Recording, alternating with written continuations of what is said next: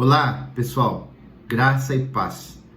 Quero trabalhar agora com vocês um tema assim que toca muito meu coração e eu quero ministrar para vocês nesse tempo de treinamento online. Deus, ele decidiu se manifestar por meio da igreja. Esse seria o tema nessa perspectiva da missão transcultural que nós temos trabalhado. E eu queria que você abrisse sua Bíblia uma vez mais, né? Mas nós vamos ver agora outros aspectos aqui do texto, Atos 1, versículo 6 ao versículo 11, tá bom? Então os que estavam reunidos com Jesus lhe perguntaram: será este o tempo em que o Senhor irá restaurar o reino a Israel? E Jesus respondeu: não cabe a vocês conhecer tempos ou épocas que o Pai fixou pela sua própria autoridade. Mas vocês receberão poder ao descer sobre vocês o Espírito Santo e serão minhas testemunhas, tanto em Jerusalém, como em toda a Judéia, Samaria e até os confins da terra. Depois de ter dito isso, Jesus foi elevado às alturas à vista deles, e uma nuvem o encobriu dos seus olhos. Estando eles com os olhos fixos no céu, enquanto Jesus subia, eis que dois homens vestidos de branco se puseram ao lado deles e lhe disseram: homens da Galileia, por que vocês estão olhando para as alturas? Esse Jesus que foi levado do meio de vocês para o céu, virá do modo como vocês o viram subir. Amém. Vamos orar. Espírito Santo de Deus, mais uma vez eu quero pedir que o Senhor venha falar com cada jovem, com cada pessoa que está participando deste treinamento. Que a tua unção, que a tua graça possa alcançá-los. E que eles possam ter o entendimento do Senhor.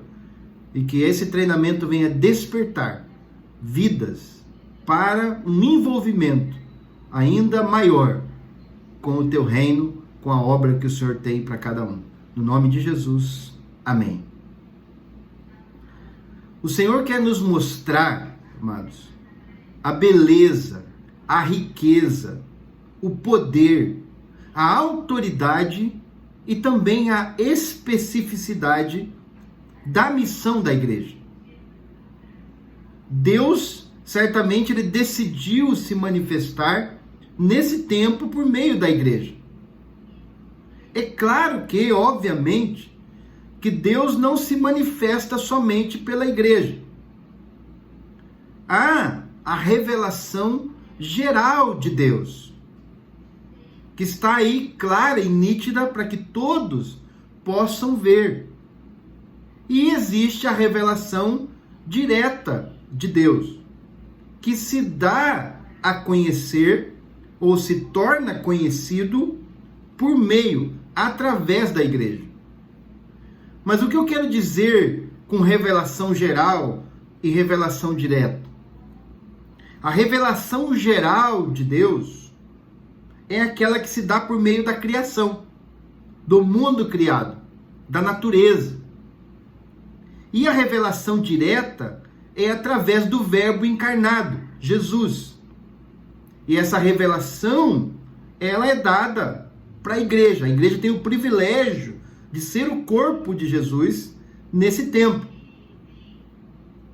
Quando eu falo da igreja aqui, eu não estou querendo dizer denominação ou denominações, nem do templo, né? Ou do nome ou do endereço. Quando eu falo da igreja, eu estou me referindo à eclésia, que é a reunião dos santos, dos eleitos, daqueles que foram lavados pelo sangue de Jesus. Né? É a reunião, é aqueles que foram tirados do mundo e foram unidos para adorar a Deus. É o que Jesus vai dizer em Mateus 18, 20. Onde estiverem 2 ou 3 reunidos em meu nome, aí eu estou. Aí estou eu no meio deles. Então a igreja, a eclésia, a comunidade, a assembleia daqueles que creem. E essa igreja, ela pode estar num barraco, pode estar debaixo de uma ponte, pode estar num pasto, num deserto, dentro de uma prisão, numa floresta, debaixo de uma árvore, na casa de alguém e também em um templo. Então a igreja, ela é muito mais do que a própria construção, ela é a reunião dos que creem, daqueles que foram lavados pelo sangue de Jesus. E ela ultrapassa os limites de uma denominação, ou de duas denominações, ou de três. A igreja, ela está espalhada pelo mundo todo e é a reunião de todos aqueles que são redimidos pelo sangue do Cordeiro. E eu quero conversar com vocês aqui, falar sobre um exemplo, dar um exemplo, tendo em mente essa questão da revelação geral de Deus por meio da natureza. Um exemplo que a gente pode encontrar naquele livro, o Fator Melquisedeque, né? E eu achei muito interessante porque ele vai contar essa história, né, dos quechuas, dos incas, na verdade, dos incas no Peru. E justamente eu leio esse livro no tempo onde eu estava lá no Peru trabalhando entre os quechuas, que são os parentes mais próximos dos incas. Então por isso que me chamou muito a atenção naquela época e eu gravei bem essa história e eu vou compartilhar com vocês, né? O rei Pachacútec, que era o rei dos incas, ele foi rei do Império Incaico do ano 1438 ao 1471, ele levou o Império Inca ao seu apogeu, construiu várias fortalezas, e uma delas é a mais conhecida por todos nós, que é o Machu Picchu. Esse rei Pachacútec, ele cria no deus Wiracocha, que significa Deus soberano, criador do sol, que eles conheciam como Inti. Esse Pachacútec, ele vai chegar a uma conclusão ao ter essa revelação do Deus que criou toda a natureza. Porque até então ele adorava também o Inti, que era o Sol, Deus Sol. E ele então chega à conclusão que o Inti não poderia ser universal. Porque se ao dar à luz a alguns, ele nega a outros. Ele não pode ser perfeito se jamais consegue ficar à vontade descansando. São declarações desse rei Pachacútec. Ele não pode ser também todo-poderoso, falando em relação ao Sol, ao Deus Inti. Ele não pode ser também todo-poderoso se a menor nuvem pode encobri-lo. Então a declaração desse rei é um reconhecimento de que ele percebeu que realmente o Sol não poderia ser Deus. Então ele tem a revelação do Deus soberano, do Wiracocha. E ele vai fazer como que um credo, né? uma declaração de fé. E aí ele vai dizer sobre esse Deus soberano, que ele é antigo, remoto, supremo e não criado. Não necessita da satisfação vulgar. Ele criou todos os povos pela sua palavra. Então por isso, para ele, o Inti, o Sol, não podia mais ser Deus. Porque ele teve a revelação geral de Deus através da natureza, das maravilhas de Deus, ele pôde ver e contemplar a glória de Deus. O que faltou para esse rei Pachacútec?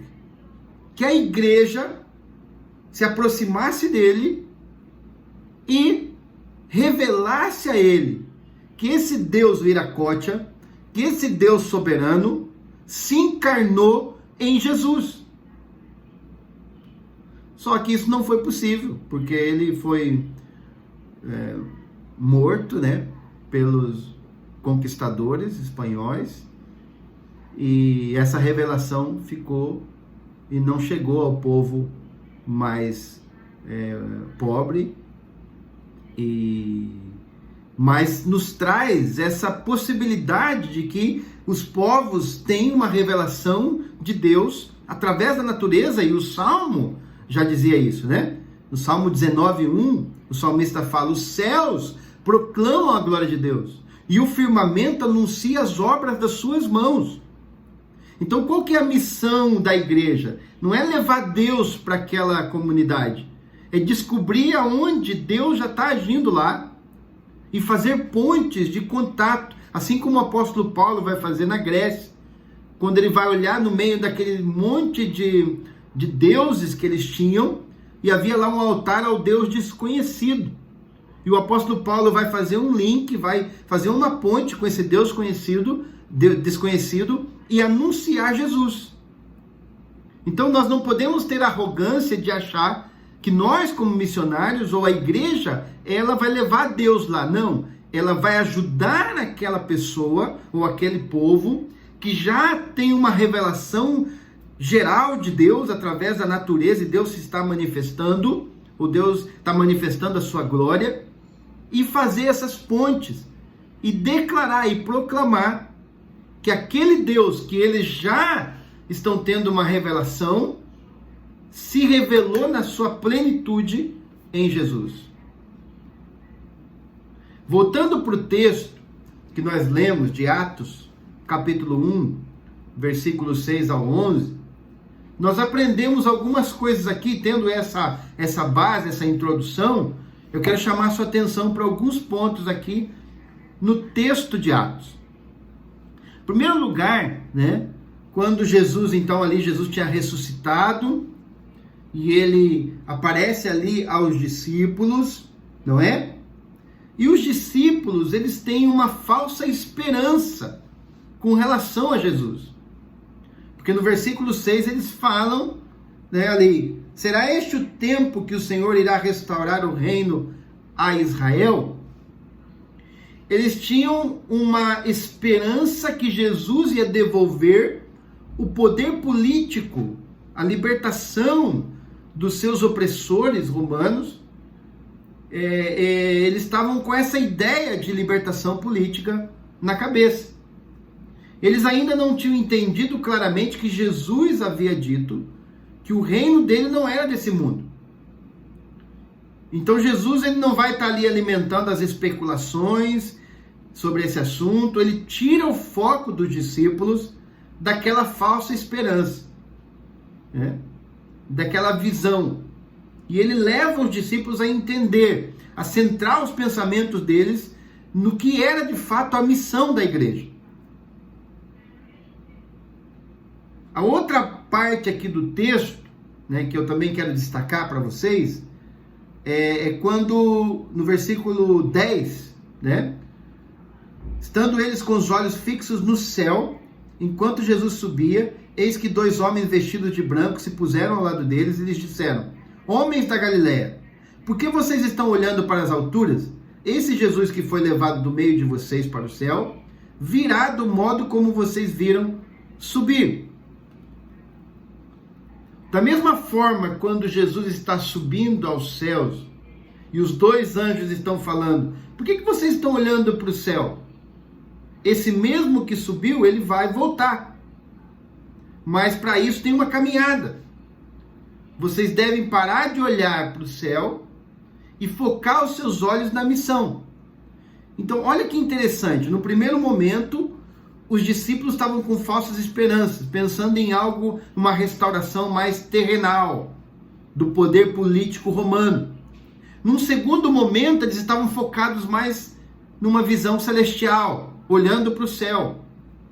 E Jesus ali vai trabalhar com eles, que eles não deveriam nem pensar somente nessa restauração terrenal, e nem estar somente olhando para o céu. Eles tinham uma missão. Então, nesse sentido é que eu quero chamar a tua atenção, olhando para esse tema, e nós começamos falando isso, da revelação geral e da revelação direta de Deus que se dá através do Evangelho de Jesus e através da mensagem, do anúncio da igreja. Então aqui nós vemos claramente Jesus colocando a igreja onde ela tem que estar. Então, muitas vezes nós pensamos muito terrenalmente sobre a restauração e não pensamos nas questões celestiais, nas questões eternas, nas questões espirituais, né? E muitas vezes também nós só pensamos nas questões espirituais. Mas o que Jesus está dizendo, e isso está claro no versículo 8, que nem um extremo nem outro. A missão da igreja é fazer discípulos. Esse é o trabalho específico da igreja. Esse é o porquê a igreja existe. A igreja existe para fazer discípulos do Senhor Jesus. Então nós precisamos entender isso, que a igreja que o mundo só pode ser transformado através do discipulado. Né? Wesley dizia, né, que nós não transformamos o mundo fazendo membros, mas sim fazendo discípulos. Essa deve ser a prioridade da igreja. Então, entre a primeira vinda de Jesus, que ele veio, que ele viveu, morreu, ressuscitou, venceu a morte, e a segunda vinda de Jesus, quando ele vai vir buscar a sua igreja, nesse período de tempo onde nós estamos vivendo, a igreja é chamada a ser uma proclamadora e uma fazedora de discípulos, não dela mesma, mas discípulos e discípulas de Jesus Cristo. Proclamar esta mensagem até os confins da terra. E aqui é muito importante destacar quando Jesus, lá em João, capítulo 14, versículo 12, né, Jesus vai dizer uma palavra que às vezes é um tanto não compreendida por muitos. No versículo 12 diz assim: em verdade lhes digo que aquele que crê em mim fará também as obras que eu faço, e outras maiores fará, porque eu vou para junto do Pai. Quando Jesus está falando que os discípulos iriam fazer obras maiores que ele, não está dizendo que a igreja vai ser melhor que Jesus, ou que nós vamos ter mais poder que Jesus, ou vamos ser melhores que Jesus. Não tem nada a ver com isso. Quando Jesus está dizendo isso aqui, precisamos entender o texto aqui, o versículo, né? Especificamente quando diz assim, ó, vocês vão fazer outras maiores, porque eu vou para junto do Pai. O que significa isso? Ou seja, ele iria fazer exatamente o que nós lemos em Atos 1, 6 a 11.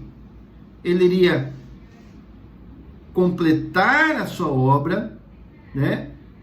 Quando ele fala assim, ó, eu vou para junto do Pai, ou seja, eu vou completar toda a minha obra. Então isso significa, eu já morri, eu já ressuscitei, agora eu estou subindo aos céus, ou seja, toda a obra de Jesus tinha sido já completada na terra. Então agora, baseado na vitória de Jesus, quando Jesus disse na cruz, tudo está consumado, e agora Jesus está subindo aos céus para sentar à direita de Deus Pai Todo-Poderoso, com toda a obra redentora concluída, cabe à igreja anunciar essas boas novas.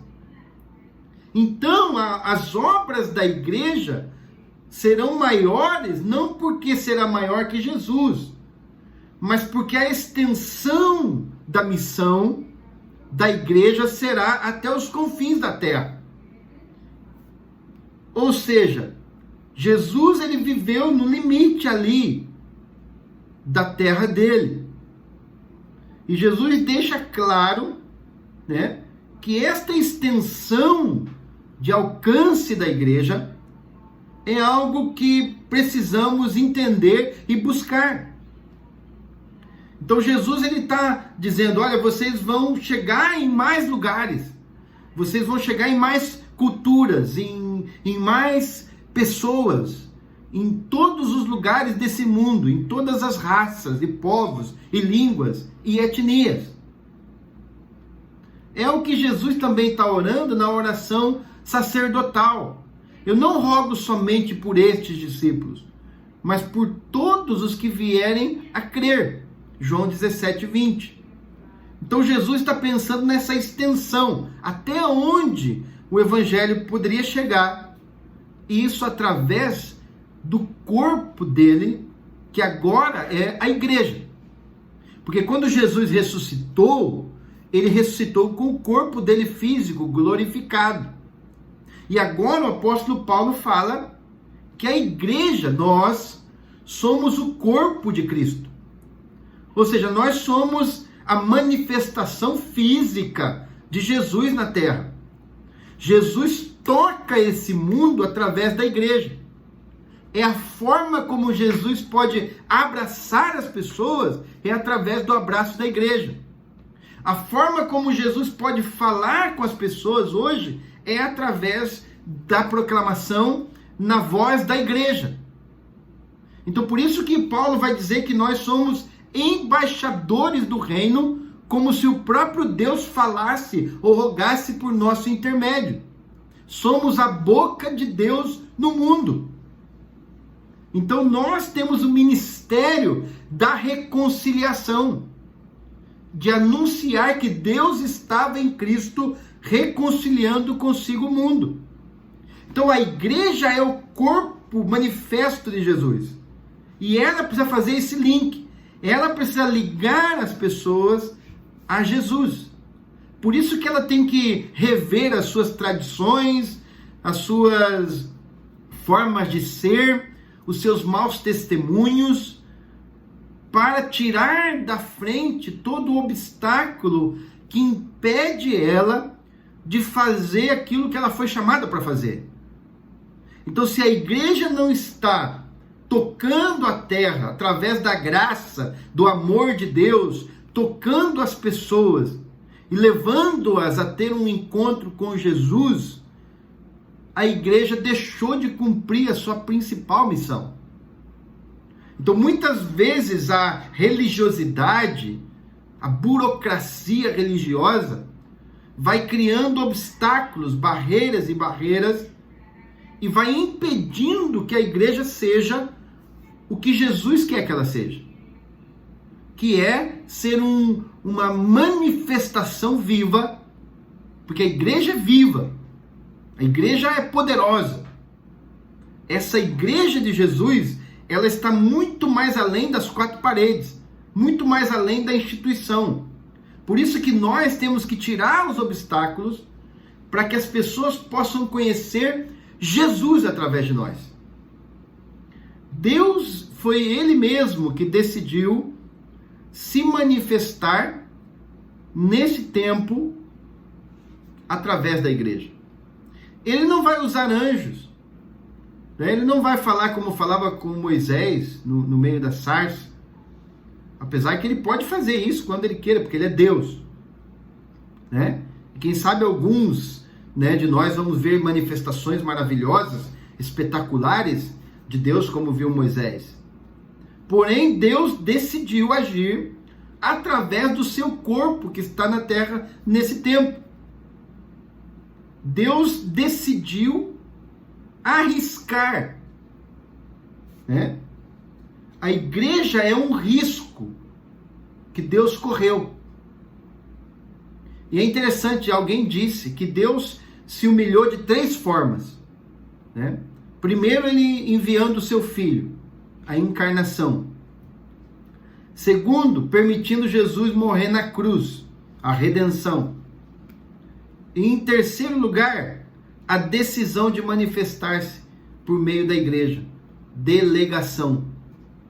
Então, fazer a obra através de nós, pessoas imperfeitas, né? Como Paulo fala, e que somos, como eu citei, embaixadores, bocas de Deus no mundo, é assim um risco que Deus correu. Mas a única estratégia de Deus para salvar o mundo, para alcançar as nações, é a igreja.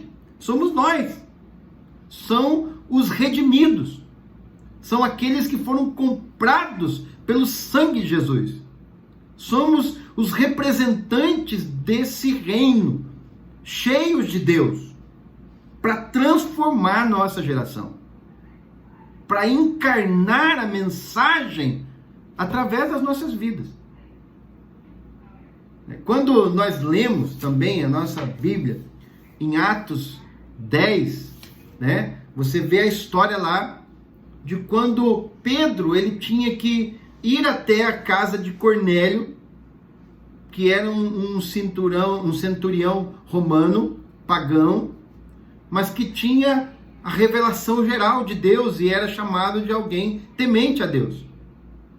Ele tinha um sentido de Deus. Ele sabia que existia o soberano. E que por graça preveniente, como nós também acreditamos como metodistas, na graça preveniente, naquela graça que vai ao alcance da pessoa antes mesmo dela aceitar Jesus, que busca a pessoa, ele então teve uma visão, onde um anjo de Deus o manda buscar Pedro, que estava em Jope, na casa de Simão, o curtidor. E os servos do centurião vão até lá, até Jope, para buscar Pedro, e nesse interim, Pedro tem uma visão de uma cortina onde Deus mostra que ele não poderia considerar impuro o que Deus estava purificando. Porque para Pedro, um judeu, entrar na casa de um pagão, de alguém que era estrangeiro, era algo impensado. Porque ele considerava aqueles estrangeiros como imundos. E Deus tem que ampliar a visão missionária de Pedro, para além das fronteiras raciais judaicas que ele tinha.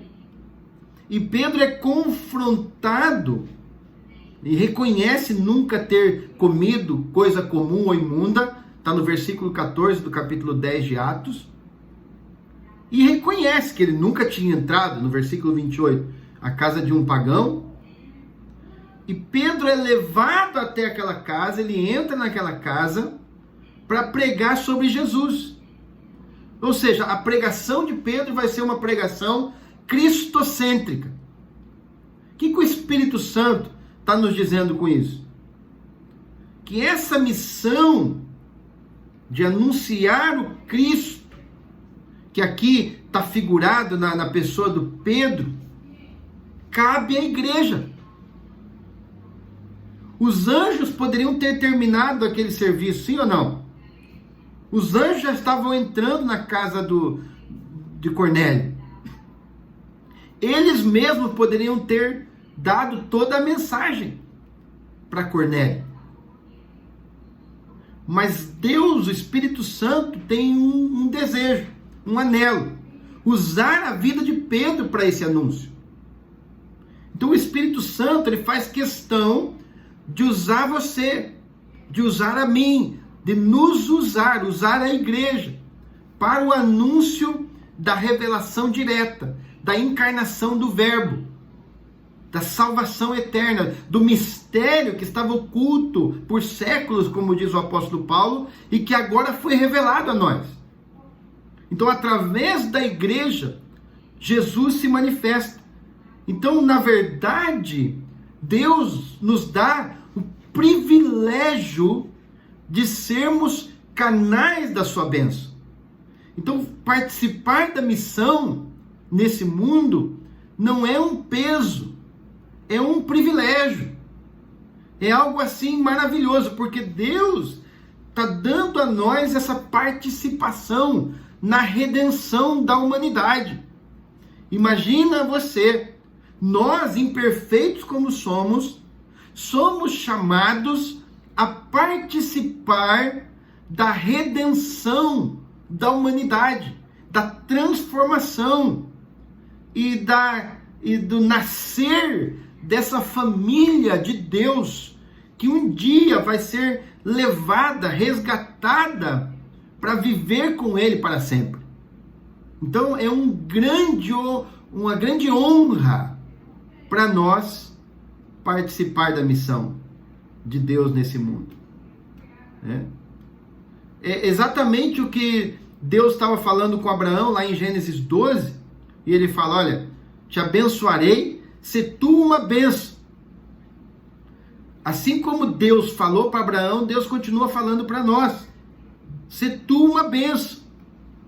Que maravilhoso, Deus reservou para nós essa grande graça, essa grande maravilha de poder ser a boca dele no mundo e de manifestar a glória dele no mundo. Se você olhar na tua Bíblia, em Hebreus 11, 39 e 40, tem uma palavra tremenda sobre isso.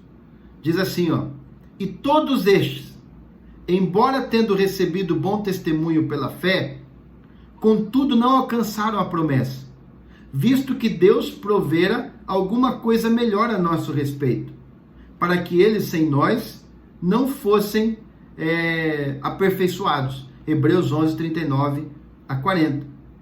Quando o autor aqui de Hebreus está falando, e todos estes, você precisa ler o capítulo todo, o capítulo 11 todo de Hebreus.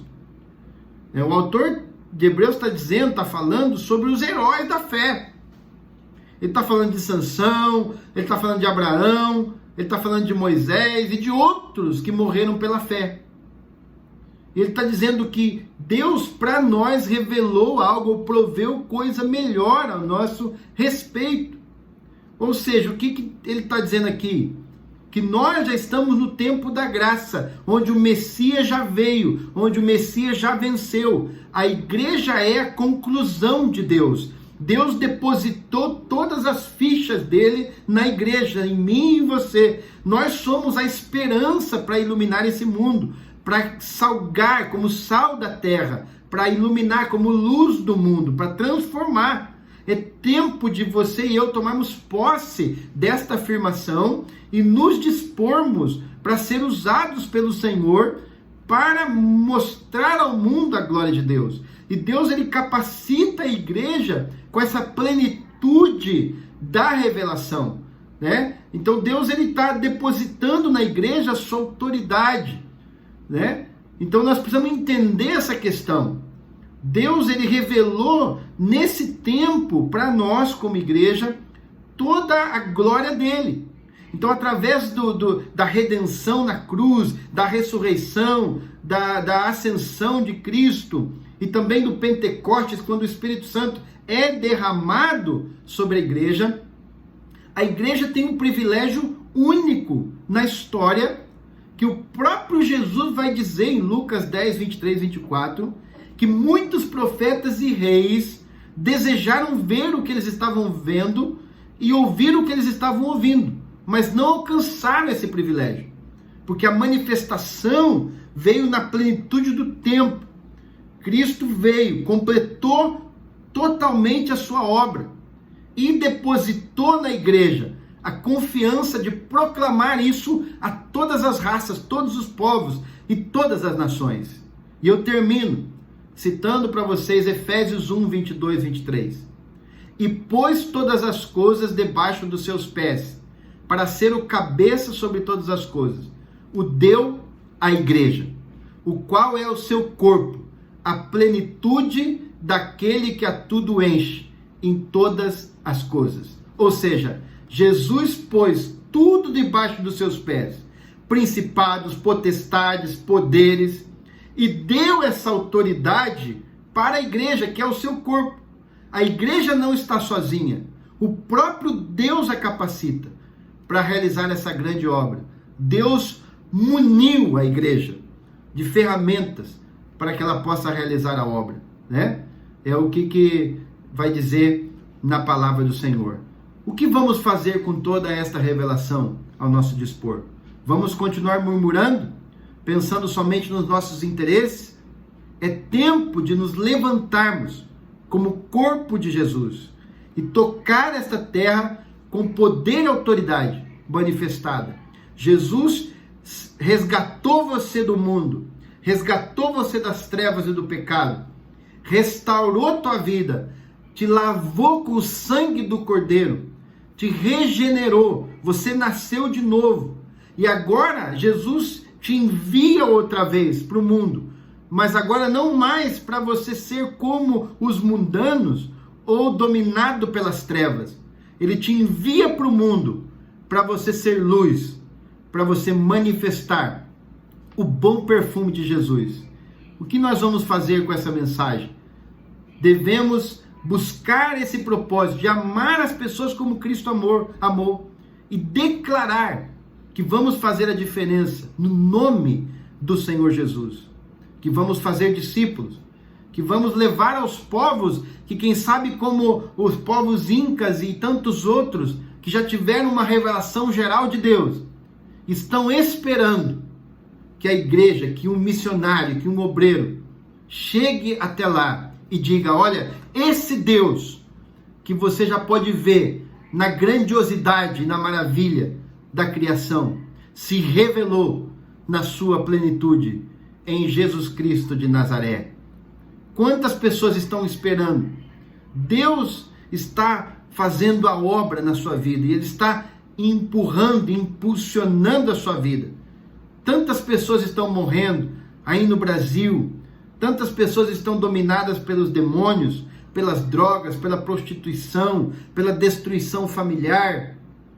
Tantas pessoas estão esperando, assim como Cornélio, alguém que entre na sua casa, que faça contato com eles e que mostre a eles e que revele a eles esse mistério que agora não é mais oculto, que já foi revelado em Jesus Cristo. Que Deus te abençoe, que Deus possa usar a sua vida com poder e autoridade, com graça e amor, e que o nome dele seja glorificado na tua vida. Que Deus te abençoe.